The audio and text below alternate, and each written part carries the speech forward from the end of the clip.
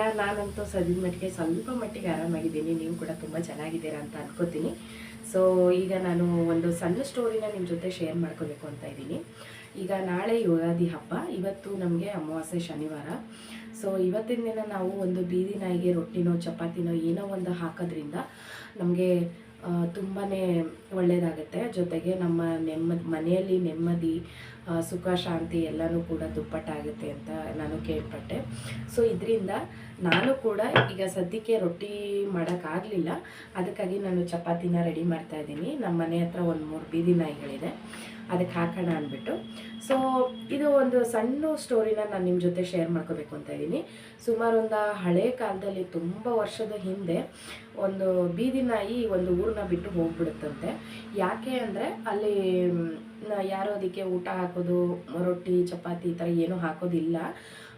ನಾಯಿ ಹೊಟ್ಟೆ ಹಸು ತಡಿಲಾರ್ದೆ ಪಕ್ಕದೂರಿಗೆ ಅಂತ ಊರಿಂದ ಆಚೆ ಹೋಗುತ್ತಂತೆ.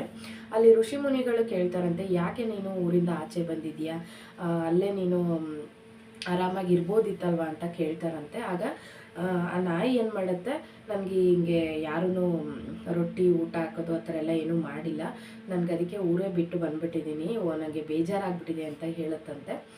ನಂತರ ಅದ್ರ ದುಃಖನೆಲ್ಲ ಕೇಳಿದ ಋಷಿ ಮುನಿಗಳು ಏನು ಹೇಳ್ತಾರಂತೆ ಅವರ ಸೇವಕರಿಗೆ, ನೋಡಪ್ಪ ಈ ನಾಯಿಗೆ ಒಂದು ರೊಟ್ಟಿಯನ್ನು ತಂದಾಕು ನೀನು ಅಂತ ಹೇಳ್ತಾರಂತೆ. ನಂತರ ವರ ಅಂತ ಕೊಡ್ತಾರಂತೆ ಋಷಿ ಮುನಿಗಳು ನಾಯಿಗೆ.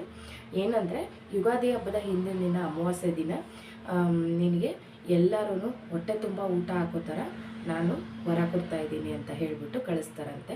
ಯಾಕೆಂದರೆ ಆ ನಾಯಿ ಅಷ್ಟು ಗೋಳಾಡಿಕೊಂಡು, ಅಷ್ಟು ಕಣ್ಣೀರು ಹಾಕ್ಕೊಂಡು ಋಷಿಮುನಿಗಳ ಜೊತೆ ಮಾತಾಡ್ತಂತೆ. ಸೊ ಅದನ್ನು ಅರ್ಥ ಮಾಡ್ಕೊಂಡಂತಹ ಋಷಿಮುನಿಗಳು ಈ ಥರ ವರ ಕೊಡ್ತಾರಂತೆ. ಇದರಿಂದ ನಮಗೆ ಪ್ರಯೋಜನಗಳೇನಪ್ಪ, ಏನು ಲಾಭ ನಮಗೆ ನಾಯಿಗೆ ರೊಟ್ಟಿ ಚಪಾತಿ ಹಾಕೋದ್ರಿಂದ ಅಂತ ನೀವು ಕೇಳ್ಬೋದು.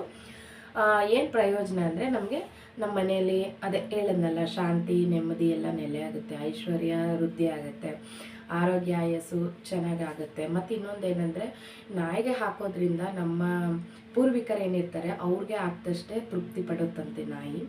ಸೊ ಇದು ನಾನು ವಿಚಾರ ತಿಳ್ಕೊಂಡೆ, ನನಗೊಬ್ಳಿಗೆ ಒಳ್ಳೆಯದಾಗೋದಲ್ಲ, ನನ್ನ ವ್ಯೂವರ್ಸ್ಗಳಿಗೂ ಕೂಡ ಒಳ್ಳೆಯದಾಗಲಿ ಅಂದ್ಬಿಟ್ಟು ನಾನು ಈ ವಿಚಾರನ ನಿಮ್ಮ ಜೊತೆ ಶೇರ್ ಮಾಡ್ಕೊತಾ ಇದ್ದೀನಿ. ಸೊ ನೀವು ಕೂಡ ಇವತ್ತು ರಾತ್ರಿ ಹೊತ್ತಿಗೆ, ಅಂದರೆ ಇವತ್ತು ಈಗ ಆಲ್ರೆಡಿ ಮಧ್ಯಾಹ್ನ ಆಗಿಬಿಟ್ಟಿದೆ, ಸೊ ಈಗ ರಾತ್ರಿ ಹೊತ್ತಿಗೆ, ಈ ಅಮಾವಾಸ್ಯೆ ಕಳೆಯೋ ಹೊತ್ತಿಗೆ ನಿಮ್ಮ ಅಕ್ಕಪಕ್ಕ ಮನೆಗಳಲ್ಲಿ ನಾಯಿ ಏನಾದ್ರು ಇದ್ದರೆ, ಮನೆಗಳಲ್ಲೋ ಇಲ್ಲ ಬೀದಿಲೋ ನಾಯಿ ಇದ್ದರೆ, ಒಂದು ರೊಟ್ಟಿನೋ ಚಪಾತಿನೋ ಏನೋ ಒಂದು ಹಾಕಿ. ಈಗ ಅಂತಲ್ಲ, ಯಾವಾಗಲೂ ಕೂಡ ಮನೆ ಹತ್ರ ಒಂದು ಹಸುನೋ ನಾಯಿನೋ ಏನೇ ಬಂದರೂ ಕೂಡ ಈ ಮನೇಲಿ ಏನಿರುತ್ತೆ ಅದನ್ನು ಹಾಕಬೇಕು. ಇದರಿಂದ ಇವತ್ತಷ್ಟೇ ಅಲ್ಲ, ಯಾವಾಗಲೂ ಕೂಡ ನಮಗೆ ಒಳ್ಳೆಯದಾಗೇ ಆಗುತ್ತೆ. ಸೊ ನಾನೀಗ ಚಪಾತಿ ರೆಡಿ ಮಾಡ್ತಾಯಿದ್ದೀನಿ, ರೆಡಿ ಆಗಿದೆ, ಬೇಯಿಸ್ಬೇಕಷ್ಟೇ. ಸೊ ನಮ್ಮನೆ ಹತ್ರ ಒಂದು 3 ನಾಯಿಗಳಿವೆ, ಅದಕ್ಕೆ ಹಾಕೋಣ ಅಂತ ಇದ್ದೀನಿ.